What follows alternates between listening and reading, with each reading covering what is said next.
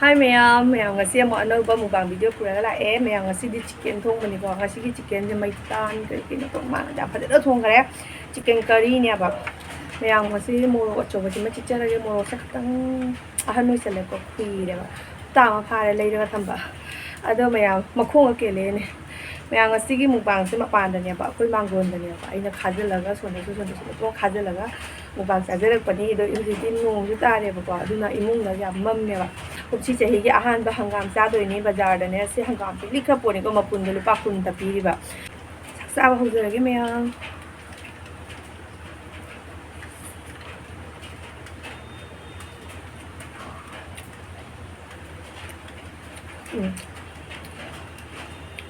이sim 넣어다가 끓래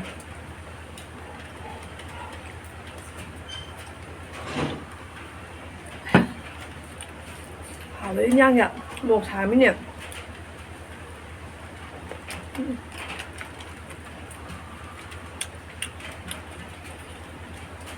ngon luôn á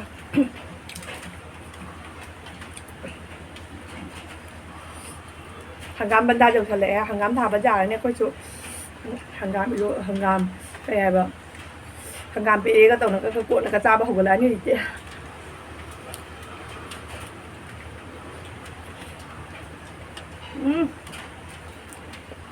cũng như chị ăn không ngầm sao cái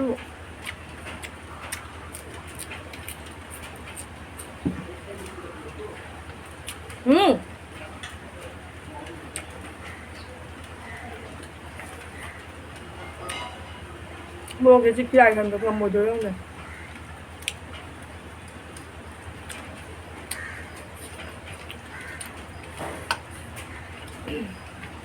aku nggak panik sini aja nih apa aja dah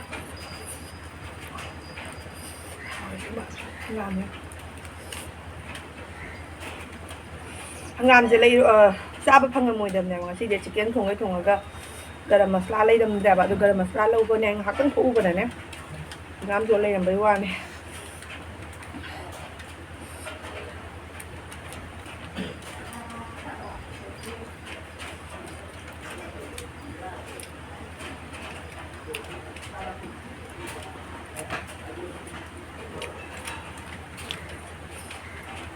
เอาไว้ทั้งหมด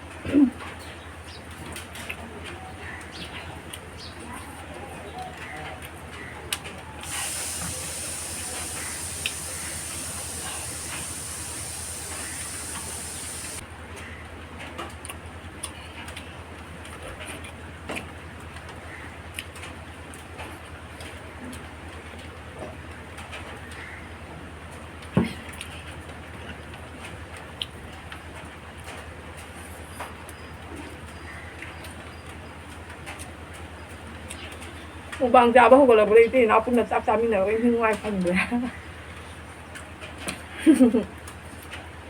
Aku video jauh ni ada. Ini jam hajar je lah. Kalau ini hajar ini, kalau thôi. Nó chắc chắn là thổi nó rau ra biển, nó không có tôi dùng rau rồi đâu mà. Nông cái tạm nó hàng gạo gâu quá mà còn ta rồi.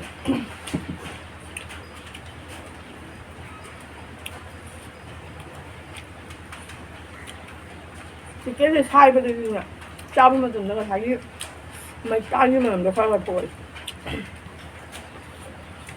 Cái nhau người đi nằm đấy.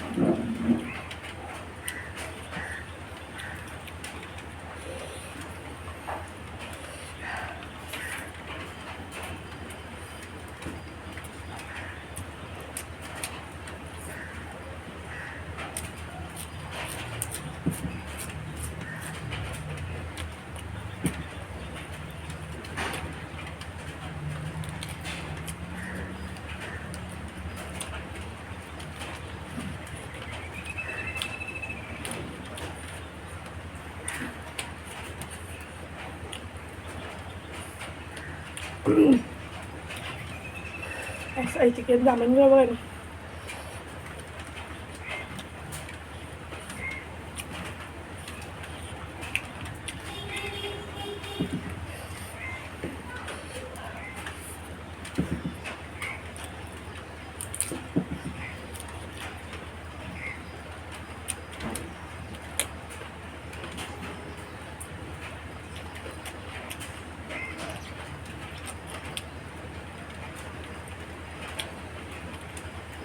Thấy mùi nha.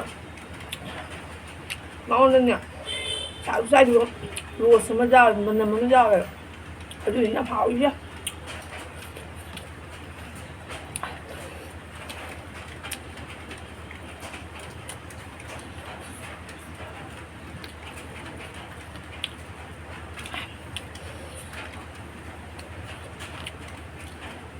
Aku nak kaya ni jom mangga macam dah. Aina.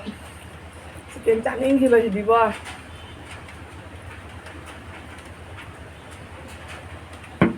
Nga ada kadu jam akan tade ba. Jom mangga seng baga ni utang akan jisa hari. Akan jadi mukbang dong. Jadi betul dah segi chickennya caja dah ini ba. Aina utang akan jam caningnya ba. Cuma tentang chicken tu caning ba. Dua. Jom mangga seng baga di. Chicken tu caja dong. Mà chúng ta chỉ cả hai đầu rồi đấy nhở, mà điều chỉ khi ngày sẽ tụ tổng can gì mù quáng đó học con nhà bảo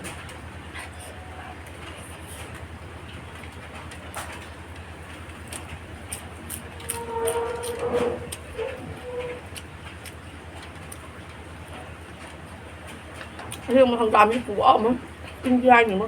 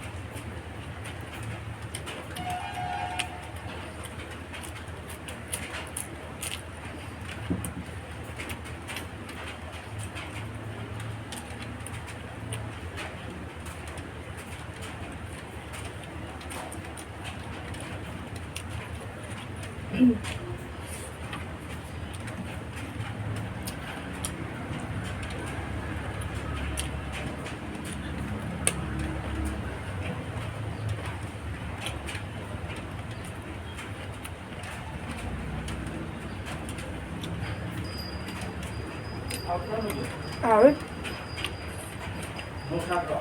đấy một cái họ nộp cái tài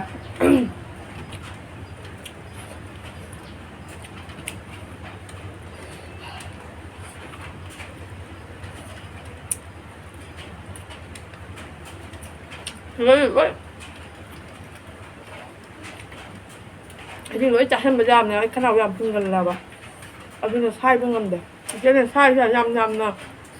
나보다 살살살그 센터페이스 많이 떠먹거나 봐. 아주는 냠나 살던 건데 봐.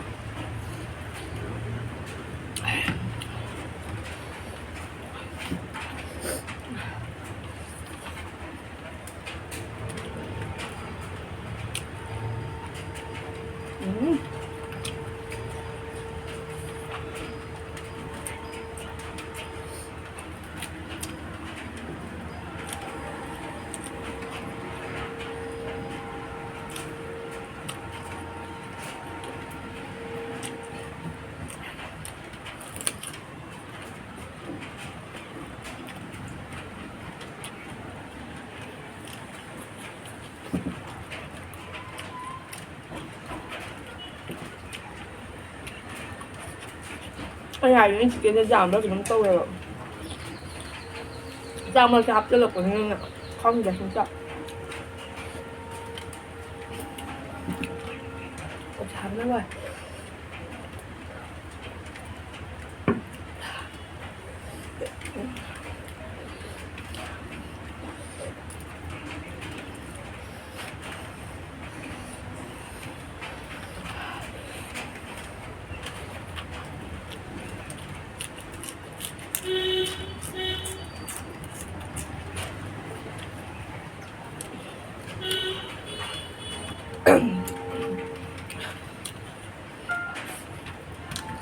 hôm nay cháu cái nụ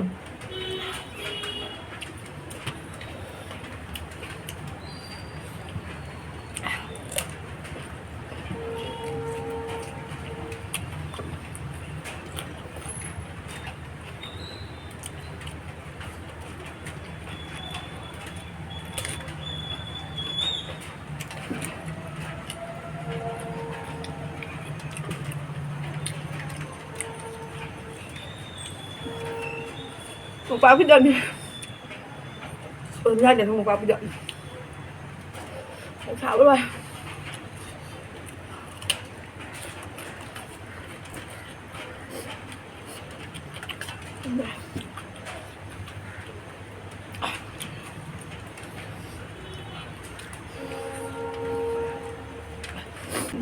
nhưng bà cái lối cho thay này ai lên ở đây và lối lùi ngày xí đấy này lên nó cái lấy bạn đấy à anh chỉ kiến vậy nên là xài nên giờ mày nè ra bằng ngầm này làm bị đưa xài đúng nó trả lời á họ nó lùi này xin nhau thêm và bạn đặt giá bằng ngày bằng không còn đi em quần danh thì bagi tôi ghé ngon rau rồi ngày nó lùi bài bye mẹ không